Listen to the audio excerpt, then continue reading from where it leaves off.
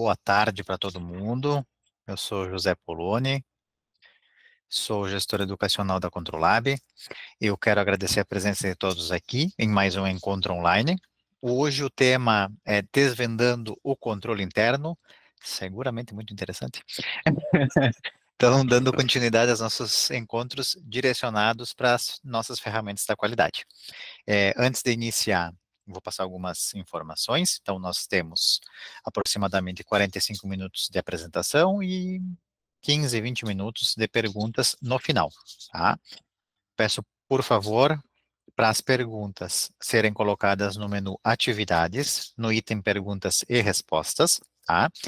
No final da aula, a gente disponibiliza no chat um link para ser preenchido com nome e e-mail para emissão do certificado e também a pesquisa de satisfação, tá?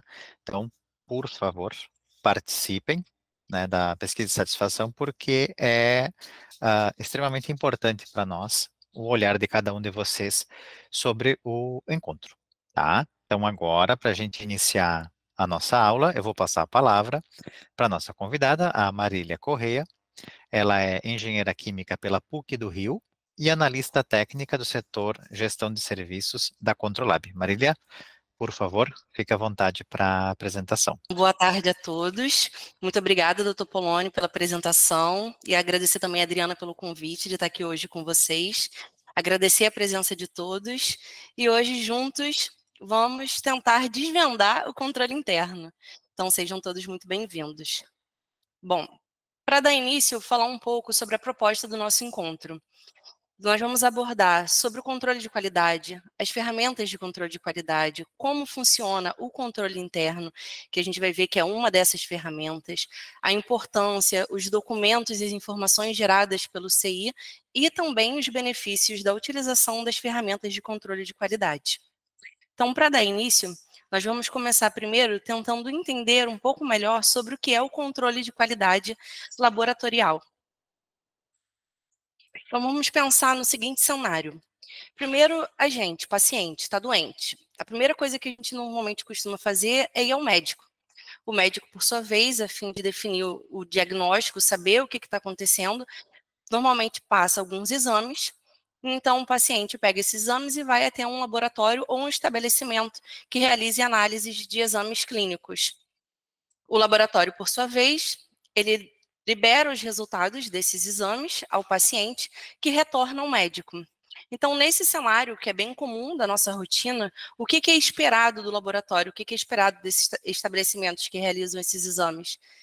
Que ele forneça os resultados clinicamente válidos, contribuindo para as decisões médicas, com o menor tempo possível e o mínimo de erro analítico. Só que para ele poder atingir o nível mínimo de erro analítico, ele deve primeiro conhecer qual é o máximo de erro do que compõe a sua rotina, para que os seus resultados sejam transmitidos com confiabilidade. Para isso, é necessário adotar uma rotina de monitoramento e controle. Sobre o monitoramento e controle, o erro ele é inerente ao processo. Então, isso quer dizer que os resultados, por mais que as condições sejam ótimas e as mais perfeitas possíveis, ele sempre vai ter alguma variação, seja ela aleatória ou sistemática, associada. Então, todo o esforço ele é para minimizar ao máximo as variações e mantê-las sob controle, para não impactar nos resultados da rotina.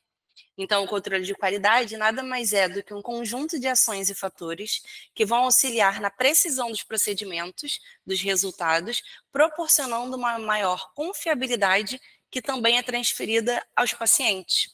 Então, dentro desses estabelecimentos, o controle de qualidade ele é destinado a todas as etapas do processo, compreendendo não só a fase pré-analítica, como também a analítica e pós-analítica. Então, das ferramentas de controle de qualidade, a Controlab possui soluções para cada uma dessas etapas do processo. Hoje, nós vamos começar falando sobre o controle externo e o controle interno, que são as ferramentas que são relacionadas à detecção do erro analítico e auxiliam nessa etapa de monitoramento e controle, sendo que o nosso foco de hoje, como falado anteriormente, vai ser o controle interno. Então, apenas para a gente entender um pouco a diferença entre elas, né? O que cada uma traz de informação relevante para o laboratório. O controle externo ele é uma análise interlaboratorial, ou seja, dentro da figura representada, cada um desses pontos representa resultados de estabelecimentos diferentes. Ele vai trazer um retorno de informação referente à inexatidão dos dados, ao erro sistemático e às tendências. Já o controle interno, ele é uma análise intralaboratorial. Então, cada um desses dados representam os dados reportados de um único laboratório. E ele vai trazer informações referentes à imprecisão, à repetitibilidade e à reprodutibilidade. Ambas essas ferramentas, elas servem para minimizar os erros e manter o processo sob controle. Então, dá para entender que o controle externo, que seria o ensaio de proficiência, ele está relacionado a um tipo de informação e o controle interno está relacionado a um outro tipo de informação. Essas informações são diferentes. E na rotina e no monitoramento do controle, elas são informações complementares que vão auxiliar o laboratório. Então, a decisão de fazer não é sobre um ou outro, é os dois, dentro daquilo que vai trazer como auxílio. Com relação à parte do controle externo e do ensaio de proficiência, tem disponível no site da Control Lab um vídeo desvendando o ensaio de proficiência, ministrado pela analista Juliana Casale. Então, caso vocês queiram se aprofundar um pouco mais, ter um pouco mais de informação sobre essa parte, eu recomendo que vocês acessem lá o vídeo. E hoje nós vamos focar na parte do controle interno. Então, começando pelo conceito. É uma ferramenta de controle de qualidade que vai avaliar a repetibilidade e reprodutibilidade dos dados. Então, aqui nessa primeira figura, imaginando isso daqui sendo um alvo, cada um desses dados estão dispersos entre si. Isso mostra que não tem nem exatidão e nem precisão nos dados, porque além de dispersos, eles estão longe do centro, que seria o valor alvo. Já nessa segunda imagem, os dados estão mais concentrados em uma região do nosso alvo. Então, os dados eles estão mais agrupados, mas ainda assim eles ainda não estão exatos. Então, precisos, porém não exatos. Nessa última figura, os dados, além de estarem agrupados, todos próximos uns dos outros, todos eles estão dentro do alvo. Então, além de precisos, eles estão exatos. Esse é o cenário ideal do que deveria ser atingido. Então, é importante ressaltar aquilo que eu havia falado antes, sobre o erro ser inerente ao processo. Então, sempre vai ter um nível de imprecisão, porque nenhum procedimento analítico vai gerar exatamente o mesmo resultado ao longo do tempo, por melhores que sejam as condições de operação. Então, algumas características do controle interno. Ele é um material de uso frequente, ele é gerido e valorado pelo próprio laboratório, ele vai auxiliar na verificação da dispersão dos dados, como a gente viu ali a análise gráfica. Ele é responsável pelo monitoramento da repetição e reprodução da fase analítica dos dados e do monitoramento do erro aleatório, da imprecisão. E o controle interno, ele possui alguns tipos. Ele pode variar de acordo com o tipo de material, sendo ele líquido ou liofilizado, ou ainda de acordo com a matriz disponibilizada, urina, soro, plasma. Ele pode ainda ser relacionado ao tipo de dado, sendo ele qualitativo, que são os dados categóricos, positivo, negativo, reagente, não reagente, quantitativo, que aí são os valores numéricos, ou semi-quantitativos. E como é que funciona o controle interno? Bom, a Controlab primeiro disponibiliza, envia o material com amostras homogêneas e estáveis aos estabelecimentos. Ao receber o material, esse material é separado e analisado. E após a análise dos resultados, é feita uma análise crítica desses dados, para depois aprovar ou não a rotina, com base nos critérios pré-definidos estabelecidos. Então, de que forma que normalmente é feita essa análise crítica? Aqui nós temos um exemplo de como funciona mais ou menos esse fluxo de atividades. Primeiro se analisa o material de controle interno, para depois se avaliar o resultado. Ao avaliar o resultado, ele normalmente vai dar 3 tipos de resposta. Ou adequado, ou vai gerar um alerta, ou vai dar uma inadequação, que seria uma rejeição. Quando adequado, pode-se optar por liberar a rotina, o lote, ou a remessa, a calibração, seja lá o que esteja acontecendo na rotina que está sendo utilizado para aquele momento. Quando ele dá um alerta, é necessário avaliar o motivo e verificar as ações que são necessárias a serem aplicadas antes de fazer a liberação dessa rotina. E quando ele dá uma rejeição, é necessário, além de fazer essa verificação, de investigar e aplicar as ações, ver todos os outros impactos também gerados.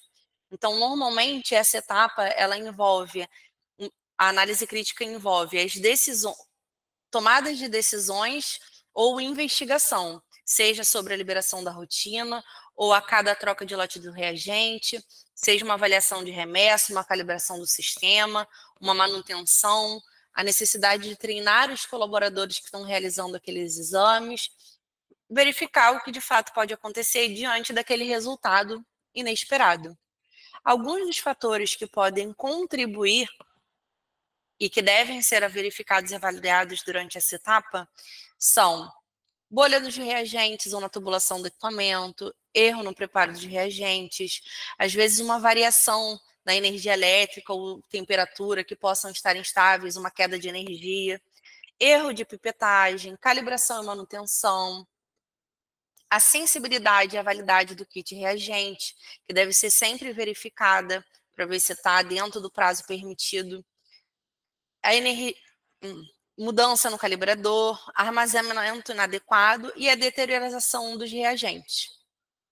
Então, para isso, é necessário que, para fazer uma análise crítica bem feita, que o laboratório tenha em mente que ele precisa ter bem definido uma estratégia e um planejamento, seja definindo qual o material de controle que vai ser utilizado, a quantidade de níveis de amostras desse controle, a frequência do controle, fazer o seu processo de valoração, selecionar as regras de controle para aprovação ou reprovação da rotina, realizar a especificação da qualidade, que vai definir de uma forma melhor quais são as regras frente à realidade de cada um dos exames feitos pelo laboratório, ter uma sistemática de análise e registro, sejam através de formulários impressos, ou planilhas de Excel, ou algum outro software mais específico. A Controlab, inclusive, disponibiliza uma ferramenta que é o SEI Online.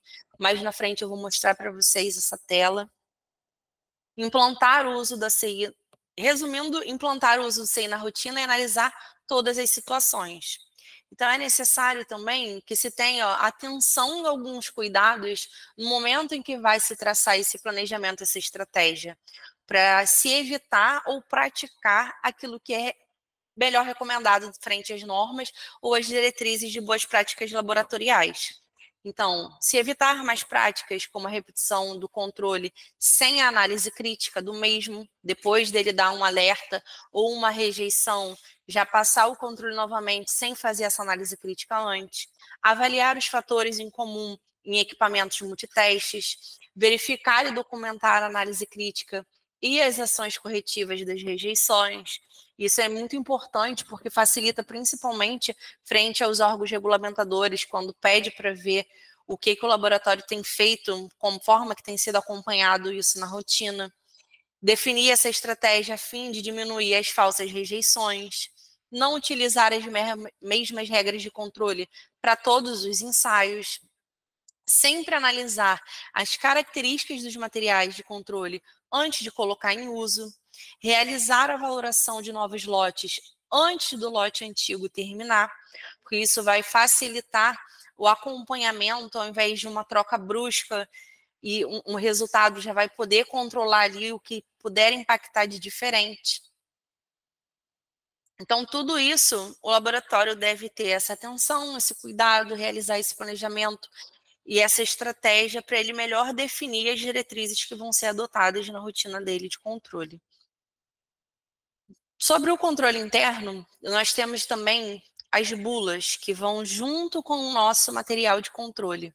Então, eu trouxe aqui alguns exemplos para a gente ver o que são essas bulas, o que tem de informação nela, quando o material é recebido e acompanha, o que eu faço com isso. Bom, primeiramente, a primeira coisa que eu digo é receber o material. Falamos isso lá atrás sobre o funcionamento do controle interno, né?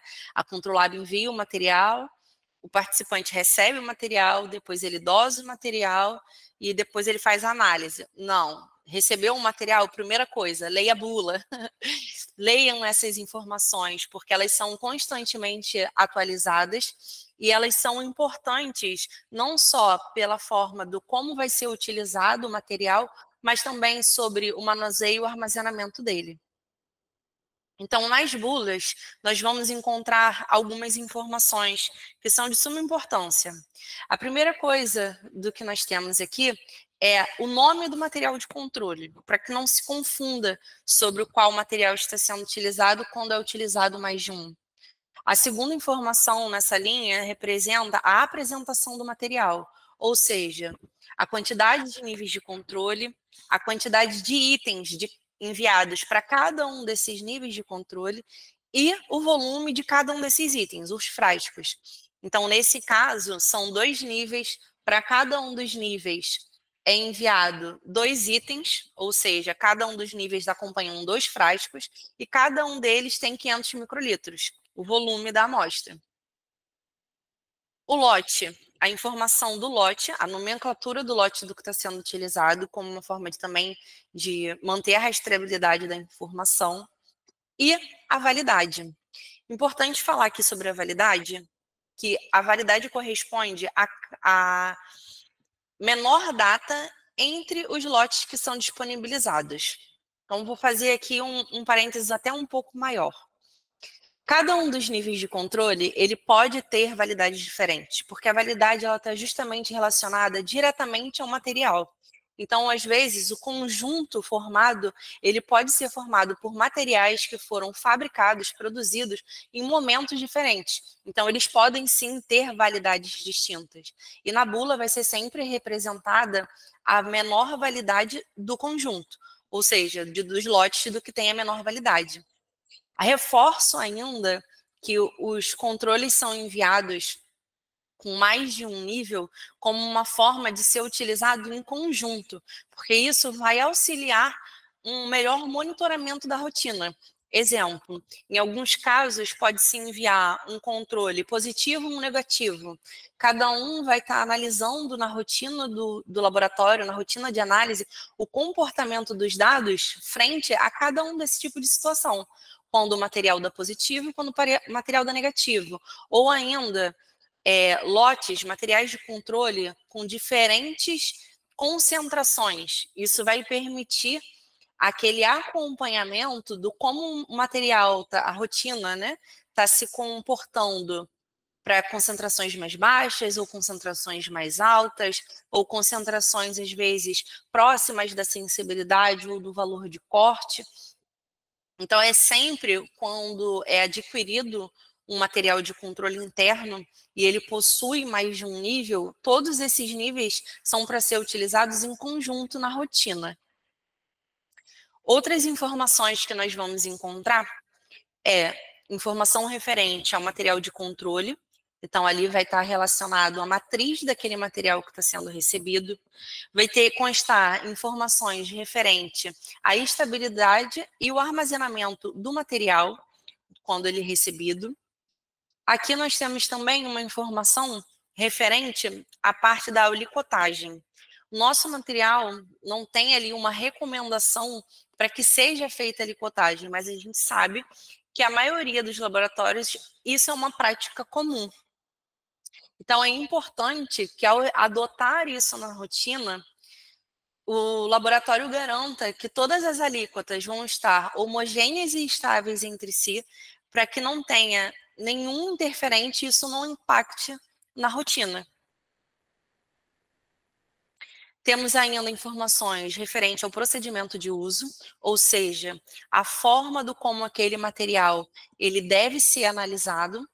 de todo o passo a passo, é importante consultar, porque às vezes pode ser que tenha sido feita uma alteração no material ou algum estudo em que verificou a necessidade de alguma alteração nessa parte. Então, para que a informação não fique obsoleta, reforçando o que eu tinha dito antes, toda vez que receber o material, verifica primeiro todas essas informações antes de armazenar, antes de analisar. Temos ainda aqui algumas informações referente aos cuidados que se devem ter. É importante ressaltar o cuidado nesse sentido, porque muitos dos materiais que são disponibilizados são materiais biológicos, alguns materiais são positivos, têm risco de contaminação. Então, é importante saber o que fazer, ou como descartar, todos os cuidados necessários para a manipulação desse material. Informações referentes aos resultados, intervalos e unidades do que são disponibilizados na bula. Ressalto aqui a informação, por exemplo, do controle de urina, da onde a gente tem aqui uma informação de que os intervalos apresentados para tira devem ser utilizados apenas para leitura visual. Nós vamos ver um pouco mais à frente, já bem breve, sobre os valores de referência disponibilizados na bula. Então, a gente vai ver que temos algumas informações mais específicas, algumas outras menos específicas, mas que em alguns casos, quando existe essa particularidade do que aquele valor de referência não pode ser considerado como um valor menos específico, mais genérico, para ser utilizado como referência, isso deve ser respeitado, porque pode causar um impacto significativo referente à valoração daquilo que está sendo comparado. Temos ainda informações referente à qualificação do controle, a limitações e ao responsável técnico. Após, nas páginas já de dentro da bula, nós vamos encontrar as informações referente às referências, aos dados disponibilizados. Então, trouxe para a gente aqui hoje um exemplo de dados qualitativos. Logo, quando a gente pega, os exemplos que a gente tem aqui de informações são o nome do material de controle, do que está sendo utilizado, a versão, ela está relacionada sempre à versão mais atual daquele material de controle. É importante também se atentar a isso, porque às vezes novas versões são colocadas, disponibilizadas no site. E por que são feitas novas versões? Às vezes há necessidade de inclusão de novos resultados. Então aqui, essa data, junho de 2024, corresponde ao quando essa nova versão foi disponibilizada aos participantes. Então, sempre se atentar para ver se aquela que está sendo utilizada é sempre a última. Os lotes do que estão sendo enviados, utilizados para o material de controle. Aqui nós temos as referências que são disponibilizadas. Exemplo da formação do kit, que seria uma formação, uma referência mais específica dos kits que estão sendo utilizados, e a formação do grupo, todos os resultados, ou seja, que abrange uma gama maior de dados. A interpretação, ou seja, se aquele lote ele é positivo ou negativo, o que é considerado válido para ele. Aqui, conforme consta na própria legenda, nós temos para cada um dos lotes o percentual de positivo, negativo e indeterminado. Isso daqui, esses valores, eles representam a adequação dos participantes, ou seja, dentro do reporte de resultados do que houve, para esses dados que estão aqui, o quanto para cada um daqueles sistemas foi identificado. Então, para ficar fácil de entender, para esse kit aqui do Analisa, para o lote 85, 14,3% dos participantes que utilizam esse sistema encontraram negativo e 85,7% encontraram positivo. Assim como o grupo todos, isso representa 1,1% dos participantes que acharam negativo e 98,9% que acharam positivo para esse material. Então, isso mostra o desempenho do sistema. Se todo mundo que está ali está encontrando a mesma coisa ou se está tendo alguma divergência, alguma variação, se isso é relevante. Nós temos também nas bulas os dados quantitativos. Então, aqui temos como, por exemplo, essa informação referente à bula de suor, o material é suor, onde tem a tabela de limites, ou seja, os valores que são utilizados para definição do intervalo. E peguei aqui como exemplo cloreto. Da mesma forma, as informações, as referências que são disponibilizadas em bulas, desde a mais específica à mais genérica. Para cada um desses valores de referência e para cada um dos lotes é disponibilizada a média, que seria o valor esperado para aquela referência, o desvio padrão e o intervalo. Então, para cloreto, o limite aplicado é um limite de 27%. Então, como o intervalo é obtido? Para que eu uso esse limite? O que isso representa? O limite pode ser fixo, ou ele pode ser por DP, ou ele pode ser composto, ele pode variar de acordo com o ensaio. E, normalmente, esse limite é definido através de um estudo estatístico, de forma a verificar, fazer uma análise histórica da variação dos dados daquele ensaio, daquele controle. E aí, com base nessa análise histórica dessa variação, a gente define esse limite para ser aplicado. Então, nesse contexto, esse limite está relacionado ao quanto esse ensaio normalmente costuma variar, dentro de uma faixa segura, dentro daquilo que é aceitável, sem gerar um impacto. Então, para o cálculo do intervalo, é feito a média, mais ou menos esse valor do limite aplicado. Então, botei aqui para ficar fácil de representar o cálculo, 27% desse valor, que dá 17,190. E quando a gente pega e faz a média menos esse resultado e a média mais esse resultado, é obtido um intervalo do que está sendo disponibilizado na bula. Peguei também um outro exemplo, quando a gente tem um limite composto. Então, nesse caso, para a bula de bioquímica, o ensaio colesterol HDL, onde é utilizado um limite de 30% ou 2-DP. Eu vou até voltar aqui, que na tabela de limites abaixo, a gente costuma ter essa frase daqui, de que toda vez que existem duas possibilidades para o cálculo do intervalo, sempre vai prevalecer a maior faixa. Então, nesse caso daqui, do 30% ou 2-DP, o limite que está sendo de fato aplicado para a obtenção do intervalo vai depender de quem vai dar a maior faixa. Então, peguei aqui como exemplo para esse sistema do Advia, onde a média é 29,6. Fizemos aqui o cálculo com os 30%, que deu 8,88, e aí fizemos a média menos esse valor e a média mais esse valor.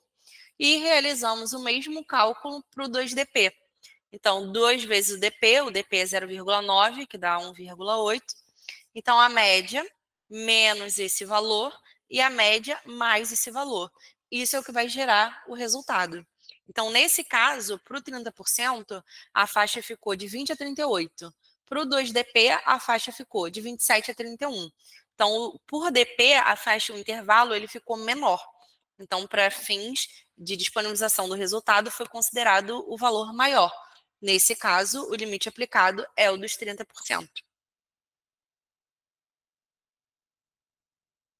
Sobre as referências do que são disponibilizadas na bula, como eu estava comentando, nós temos as formações desde as mais específicas até as menos específicas. Nesse caso, do kit equipamento ao kit até o grupo todos os resultados, e isso para todos os materiais de controle. E da onde vêm essas referências? Quais são as fontes de valoração? Os resultados disponibilizados, eles podem ser valorados por um único laboratório, que é um serviço de parceria entre a Control Lab e o fabricante. Então, os laboratórios podem solicitar aos fabricantes, quando não identificam esses valores, para que entrem em contato com a Control Lab, a fim de se verificar a possibilidade de formar essa parceria e, assim, ter os resultados daquele sistema disponibilizados na bula, ou por uma valoração através de uma comparação interlaboratorial, que seriam os dados do próprio ensaio de proficiência. Contudo, é importante a gente ressaltar que os dados da bula eles podem ser uma referência inicial. E como eu havia dito lá no início, o controle interno ele está relacionado à imprecisão, ou seja, à dispersão dos dados. Então, nesse contexto, o valor real, a precisão, ela é melhor definida pelo ensaio de proficiência. Para o controle interno, ele não é o mais importante, o mais relevante. Então, num cenário ideal para que o laboratório tenha os seus dados de controle bem característicos com a sua rotina, o ideal é que o laboratório trace suas próprias métricas. Então, é necessário que, para isso, ele faça um processo de valoração, onde esse processo é realizado em 2 etapas. A primeira etapa, que é a etapa de dosagem, normalmente se recomenda que sejam feitas dosagens de minimamente 10 a 20 amostragens diárias, no caso de materiais com validade longa. Porque no caso dos materiais com validade curta, se pega e vai fazer 20 dosagens diárias, essa dosagem vai acabar junto quase com a validade do material de controle. Aí, nesses casos, não se aplica. Nesse caso, é interessante que a valoração seja feita, a dosagem seja feita com o maior número de amostras em um único dia. Então, menos dias, por exemplo, 5 dias com 5 dosagens em cada dia. Que aí vai ter uma quantidade de dados suficiente para que seja realizada essa análise. E depois a etapa de cálculo, que é com base nos resultados obtidos através da dosagem, onde o laboratório vai identificar a sua média, o seu DP, o seu CV, e é importante que o seu processo de valoração ele seja validado, que ele esteja de acordo com as diretrizes e com as regras adotadas na rotina. Caso vocês tenham mais interesse ou queiram se aprofundar um pouco mais sobre o tema, nós temos informações disponíveis no livro da qualidade, gestão da fase analítica do laboratório, volume 2, e também tem um vídeo disponível no site sobre esse processo de valoração, que vocês podem consultar. Então, é importante que o laboratório trace as próprias métricas, porque no momento em que o laboratório ele se compara com o valor da bula, que ele pode até fazer isso, não tem problema, ser utilizado como uma comparação direta, mas aquele dado ali não pode estar necessariamente refletindo a realidade do laboratório. Então, por isso que mesmo que ele utilize esse dado como uma referência inicial, o ideal seria que sempre fossem feitas essas próprias métricas, essa valoração. Bom, como eu tinha falado lá, a Controlab tem uma ferramenta de controle interno, que é o CI Online, disponível para alguns exames. Lá nessa ferramenta, ela vai auxiliar no controle e no monitoramento da rotina. Então, ela vai permitir o acompanhamento do desempenho analítico através de gráficos de Levin-James, vai possibilitar a seleção de regras de controle adequadas à rotina, vai possibilitar os tratamentos dos desvios, toda essa análise do que o laboratório precisa, porque ali vão estar todas as informações concentradas. Essa daqui é a tela, onde a gente tem aqui a parte da data e a hora, onde se pode fazer o reporte dos resultados, a entrada para cada um dos níveis de controle, as informações de slot, a seleção da regra de controle aplicada. Então, fica tudo evidenciado, tudo registrado. E abaixo nós temos o gráfico, que representa justamente o desempenho dos dados da rotina desse laboratório. Então, apenas para mostrar esse serviço também que é oferecido, está relacionado com CI, ele ainda não é disponibilizado para todos os exames, e quis justamente mostrar essa tela porque eu trouxe alguns exemplos para que nós possamos analisar juntos. Então, aqui como esse primeiro exemplo, para PSA total, a gente tem aqui o comportamento, né? Cada um dos níveis de controle, a linha em verde, a linha em azul, sendo utilizadas e dosadas na rotina. E é que nesse momento, onde é representado aqui do 231, 240, é onde é feita a mudança do lote do reagente. E aí se percebe que esse resultado ele passa a ter um salto. Quando a gente olha para a parte de cima, a gente vê que o comportamento do dado ele é até similar, só que ele foi lá para cima. Então, isso pode gerar essa mudança do lote reagente pode ter essa variação, mas não significa necessariamente que o dado estivesse errado, se as ações tivessem sido tomadas e corrigidas e ele ficasse tudo ali dentro daquilo do que tinha sido pré-definido, do que estava dentro da parte pré-estabelecida das regras. E aí não geraria um alerta. Então é interessante ter esse cuidado, essa atenção. E é bom também mostrar o como ter esses dados representados em gráfico também facilita essa análise. E num segundo exemplo, nós temos aqui, podemos ver no gráfico, que ó, nesse pontozinho aqui em azul e verde, ele faz a dosagem e daqui a pouco queda. Aí, daqui a um tempo, uma nova dosagem, novamente uma queda. Daqui a pouco, nova dosagem, queda. Isso representa as alíquotas. Tá tudo ok?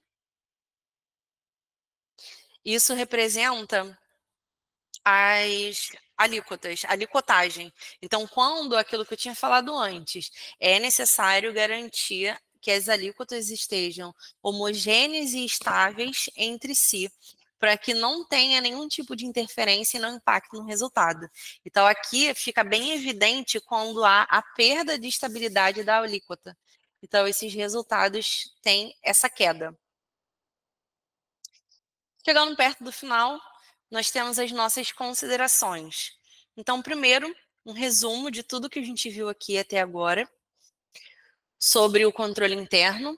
Ele é uma amostra de concentração conhecida, ele é gerido e valorado pelo próprio laboratório, ele é processado em todas as corridas analíticas para liberar a rotina, ele tem uma maior quantidade de dados, ele está relacionado à imprecisão, ou seja, à dispersão desses dados, e relacionado ao erro aleatório. Justamente o erro aleatório vai trazer essas informações referente àquilo do que não é esperado na rotina. Então, frente tá lá com o resultado certinho e aí, de repente, deu um resultado mais alto, ou de repente, deu um resultado mais baixo. Não é aquela coisa contínua, é uma coisa realmente aleatória.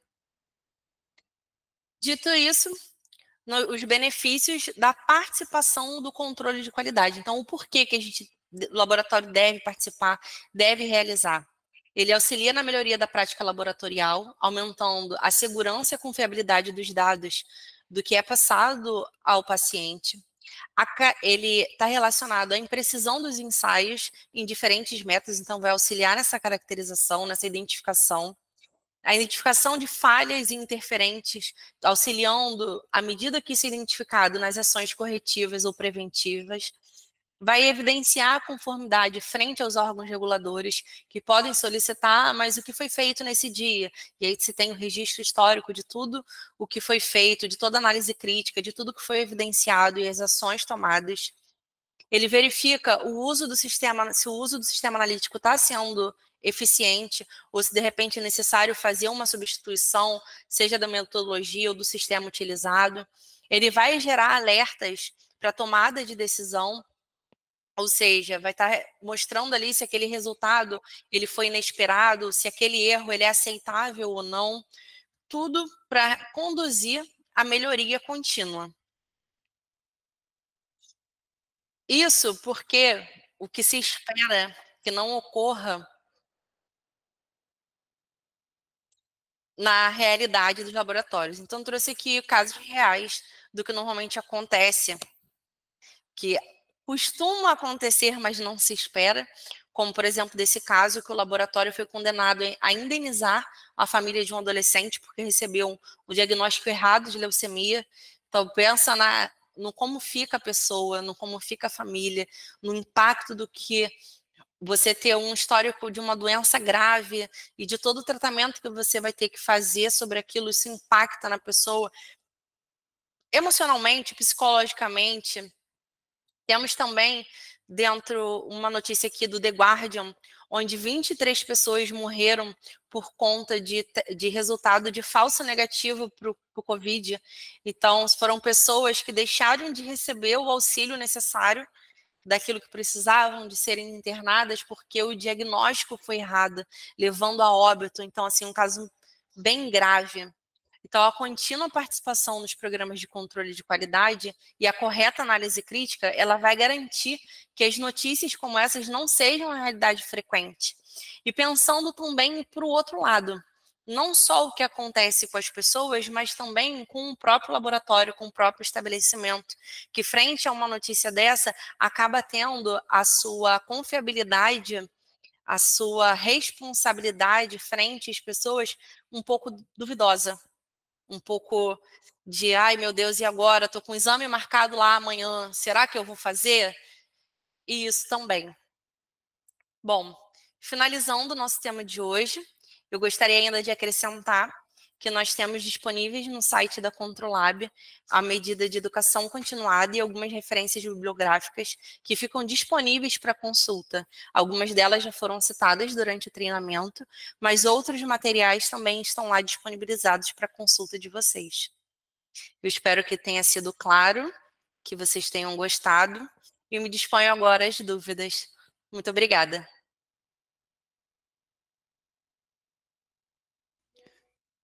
Obrigado, Marília. Muito obrigado, excelente aula. Eu vou só...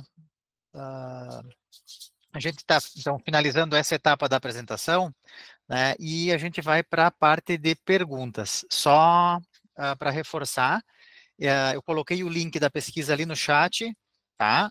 Testei ele agora, ele está funcionando, tá? Então, podem acessar ali para preencher com o nome, com as informações que são solicitadas, tá? O certificado e para pesquisa de satisfação, tá? Então, vamos para a parte de perguntas, e eu tenho uma pergunta aqui, uma primeira pergunta, que é relativa, eu acho que dá para casar, duas na realidade, que é muito similar, mas dá para casar, Marília.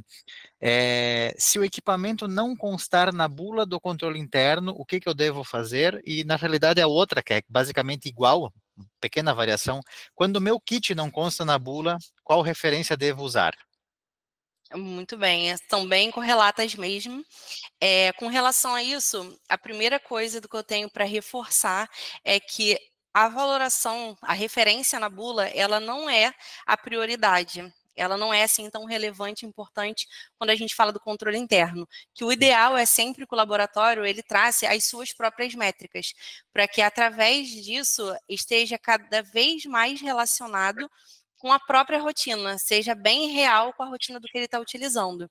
Então, ele pode verificar se não tem lá a referência do kit, que foi uma das perguntas. Ele pode verificar se tem uma outra referência um pouco menos específica, seja como, por exemplo, um grupo todos os resultados, ou no caso de não ter nenhuma referência, nem o grupo mais genérico, ele pode traçar as suas próprias métricas, que é o ideal e o recomendado. Perfeito. Tem uma pergunta que chegou aqui. Tinha uma pergunta no chat sobre CKMB, só que ela não está tão clara assim para mim. Até eu vou pedir para quem escreveu, ela está assim, o CKMB não está vindo com o meu equipamento, o que fazer? Não Eu está tão claro. acredito que possa ser relacionado a essa questão da referência, que para esse ensaio, CKMB, depois a pessoa pode até falar isso e não foi isso, tá? Que para o ensaio CKMB, a bula de controle do que ela está recebendo não tem a referência disponibilizada para o equipamento ou para o kit que ela está utilizando, que aí se correlaciona exatamente a essas anteriores, do qual, nesse caso, fazer a valoração, traçar as próprias métricas, para definir a rotina do laboratório. Perfeito, Marília. Tem pessoal perguntando onde está a pesquisa de satisfação, está postada no chat. No chat vocês podem encontrar o link para a pesquisa de satisfação. Tem uma outra pergunta aqui, está elogiando a aula, por sinal, muitos elogios para a aula, tá, Marília? Muito obrigada. E coloca o seguinte, na definição dos limites de aceitação com base na performance do equipamento, quanto devemos estreitar em relação ao desvio de bula? Pode repetir, por favor, Polônia? Sim. Na definição dos limites de aceitação com base na performance do equipamento, quanto devemos estreitar em relação ao desvio de bula? Conseguiu ouvir? Conseguir. Deixa eu ver isso aqui. Eu tô Talvez tentando. seja relativo a, bom, Eu tava, a valoração, acho que é isso aqui, né? é isso que eu estava tentando entender, na verdade, a pergunta. Quando a gente fala sobre o limite da bula, a gente está falando sobre um valor do que é aplicado dentro daquela variação do que existe, né? Eu não entendi o que a pessoa quis dizer com relação ao do equipamento. A performance do equipamento. Pois é, na definição dos limites de aceitação com base na performance do equipamento. Quanto devemos estreitar em relação ao desvio de bula? Tá, eu acredito, tá? Se eu entendi a pergunta, aí quem fez a pergunta, qualquer coisa pode me corrigir. O que a gente disponibiliza na bula, ele considera uma gama, uma faixa muito maior. Então, quando a gente pensa na própria rotina do laboratório, do equipamento, ele deve ser menor do que isso, sempre menor. Então, tomando aquele cuidado e atenção para também não ser muito rigoroso e, de repente, gerar aí uma rotina de falsos alertas, faltas rejeições. Perfeito. Marília, tem uma outra pergunta aqui que é interessante também e é uma dúvida frequente. Ao receber os controles internos, é interessante fazer alíquotas do mesmo, ou esse procedimento não faz diferença? E, na realidade, eu tinha uma outra também que era se posso fazer a alicotagem dos controles. Então, são duas, né, conectadas. Ok. A gente não diz que pode ou que não pode. É sempre importante verificar a instrução de uso. Verificar lá na instrução de uso, né, da bula, que vai junto com o material, o que é indicado para aquilo dali. Porque tem alguns materiais de controle que eles, às vezes, são de dosagem única, para ser usado só naquele dia. Então, abre-se o material de controle, faz as dosagens ao longo do dia, terminou o dia, se descarta. E aí, volto a ressaltar, a gente não diz que não pode, mas também não diz que pode. Então, é ver o que está sendo recomendado, vai depender do material de controle, lembrando que sempre essa decisão acaba sendo do laboratório e que, caso ele opte por seguir fazendo a alicotagem do material, ele deve sempre garantir que essas alíquotas vão estar livres de interferentes e que não elas vão estar homogêneas e estáveis entre si, para garantir que cada uma das dosagens vai ser feita de uma forma correta, para não acontecer do exemplo do que eu mostrei, de ter aquela representação de queda do gráfico. Perfeito. Deixa eu só. Tem um comentário aqui que está fixado e o pessoal não está conseguindo acessar a pesquisa. Deixa eu ver se eu consigo retirar ele, só um minutinho. Está colocado como sugiro um futuro encontro abordando a análise dos limites aceitáveis de erro baseados nas variações biológicas dos ensaios.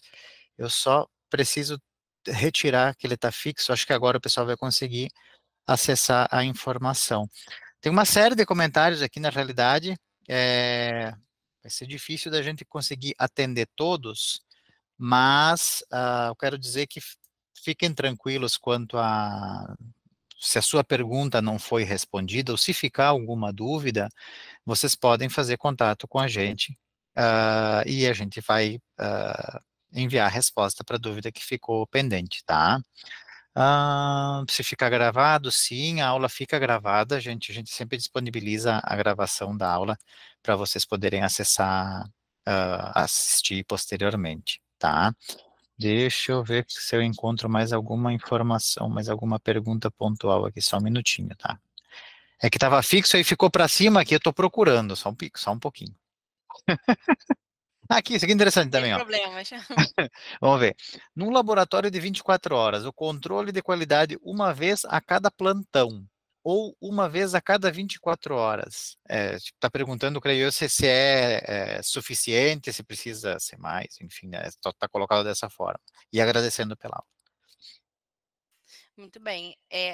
Essa questão não é uma coisa do que eu posso dizer se pode ou se não pode estar certo ou não, porque isso vai depender das diretrizes adotadas pelo laboratório. É necessário fazer uma avaliação de como é que funciona a rotina, fazer uma especificação da qualidade para verificar aquilo que deve ser usado na rotina. Então, essa definição ela é feita pelo laboratório, e aí vai variar de acordo com a rotina de cada um.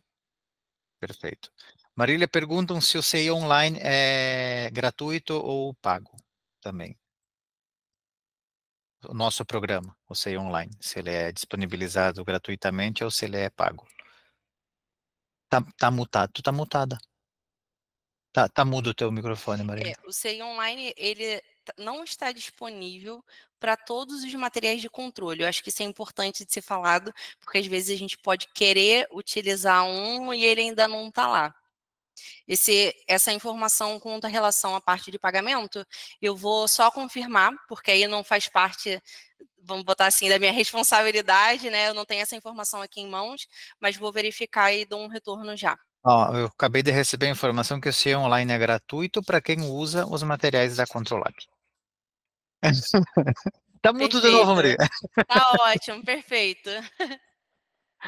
Deixa eu ver o que mais que temos aqui de pergunta. Só um minutinho. Deixa eu só ver se temos mais alguma. Deixa eu ver. Bom, tem pessoal que levantou a mão aqui também. Eu vou abrir. Deixa eu ver que horas são. Tá, temos ainda tempo. Deixa eu só abrir a fila aqui para ver quem é que está aparecendo aqui primeiro. A Evângela Jesus da Silva está com a mão levantada. Tá por aí, Evângela? Quer fazer uma pergunta para Marília? Aí tem que abrir o microfone, tá?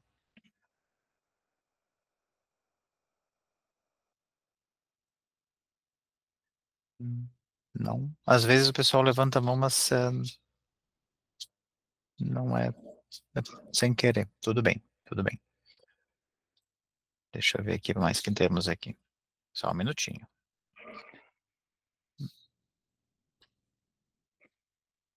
Deixa eu ver aqui na parte de perguntas e respostas. Tem uma pergunta sobre reagentes e coloração. Ah, mas aí eu acho que não fecha muito, não é exatamente o da aula. Reagentes de coloração, mesmo sendo ainda da mesma marca, mas de lotes diferentes, quando complementados, ainda podem gerar alguma reação ou causar interferentes, artefatos na coloração e sua qualidade nas lâminas histológicas, citológicas. Aí é um tópico além do controle interno, né, que é outro assunto na realidade. Deixa eu ver o que mais que nós temos. Marília, se a gente não conhece os valores de referência, como fazer a valoração? Caso o equipamento esteja com uma tendência para baixo, vai criar um valor de referência mais baixo? Então, é necessário que primeiro seja feita a validação. A rotina do laboratório, ela tem que estar em conforme, porque de fato não adianta ele traçar as próprias métricas se já foi identificado que o equipamento está com uma tendência para baixo. Primeiro é necessário fazer a correção dessa medida de tendência. A tendência, como a gente viu, ela está muito relacionada ao ensaio de proficiência, que é a exatidão dos resultados, para ele poder fazer essa investigação das causas, botar tudo funcionando direitinho para depois ele fazer esse processo de valoração e assim validar na rotina. Perfeito. Deixa eu ver o que mais que nós temos. Tem uma outra pergunta aqui, só um minutinho. Em relação à temperatura, se o controle vem acima de 8 graus, posso utilizar? Isso vai depender do material de controle. De regra geral, a maioria dos materiais disponibilizados pela Controlab são materiais liofilizados. Então, eles aguentam a temperatura e não acabam não tendo tanta interferência e impacto. Quando é um material que de repente é de análise assim mais rápida, mais imediata, e aí aconteça algo desse tipo, aí é necessário que entre em contato com a gente para que a gente possa verificar de que forma vamos tratar isso e se o controle está válido ou não. Perfeito. Uma outra pergunta aqui, Marília. A pessoa coloca da seguinte forma: por exemplo, se uso ELISA, mas só tenho referência para quimioluminescência, posso fazer o cálculo da média e desvio padrão para o meu ELISA? Então, pode, a partir do momento que ele for usar a sua própria valoração, que ele for fazer essa etapa de processo de valoração, mas ele não pode utilizar a referência de uma outra metodologia como a dele. sempre que for usar os valores da bula como uma referência inicial ou até para uma comparação direta, é muito importante que seja verificado se a informação bate com o que está sendo utilizado. Então, se eu uso o kit X, a informação que está na bula é do kit X? Eu uso a metodologia A. A bula tem a disponibilização da referência no grupo método e o método utilizado também é esse A. Se tem um grupo mais genérico, tipo todos os resultados, que é independente do sistema ou do kit utilizado, do equipamento ou da metodologia, eu posso utilizar ele como uma referência, então isso é importante de ser verificado e respeitado. Perfeito. Bom, pessoal, a gente teve uma série de perguntas. Caso alguém tenha mais alguma pergunta que não tenha sido respondida, eu posso ter me passado aqui em alguma delas, tá? Então, se faltou alguma, por favor, façam contato com a gente. A gente finalizou o tempo da atividade, vamos encerrar, tá? E esperamos encontrar vocês no próximo encontro online, tá? Então fiquem atentos às nossas redes sociais, às nossas publicações, porque sempre a gente vai anunciando qual é a próxima atividade que vai acontecer, tá? Novamente, quem ainda não preencheu a pesquisa de satisfação, por favor, está no chat, tem um link ali, é só clicar no link que ele abre a pesquisa de satisfação e vocês podem preencher com as informações. Pergunto se tem Instagram. Sim, a Controlab tem Instagram, gente. É só buscar por Controlab no Instagram que vocês vão encontrar. Tá bom? Deixa eu ver se tem mais alguma coisa que aparece agora. Muitos parabéns, Marília. Tá Muito obrigada a todos. super, super parabenizada. Realmente a aula foi muito boa. Deixa eu ver aqui que apareceu mais uma pergunta final. Uma pergunta final, Marília, bem rapidão. Valoração pode ser feita através de lotes diferentes do mesmo kit reagente. Entrou agora essa. Se a valoração pode ser feita, pode repetir? A valoração pode ser feita através de lotes diferentes do mesmo kit reagente. De lotes diferentes do mesmo kit reagente. Sim. Isso. Então, é interessante que primeiro se faça análise crítica do comportamento de cada um dos lotes do kit reagente, porque eles podem ter diferença de resultados entre si.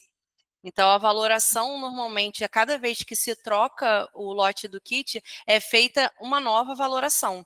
Por isso que quando a gente exemplificou, falou a respeito deles serem avaliados e passados ainda em conjunto, ou seja, o novo lote do kit reagente começar a ser utilizado antes do terminar a validade do outro, para poder justamente verificar se está tendo essa diferença de resultado ou não. Então, pode ser feita, mas deve ser acompanhada. Perfeito. Bom, então agora sim, finalizando, como mencionei, nós vamos disponibilizar a gravação posteriormente junto ao e-mail do certificado, tá?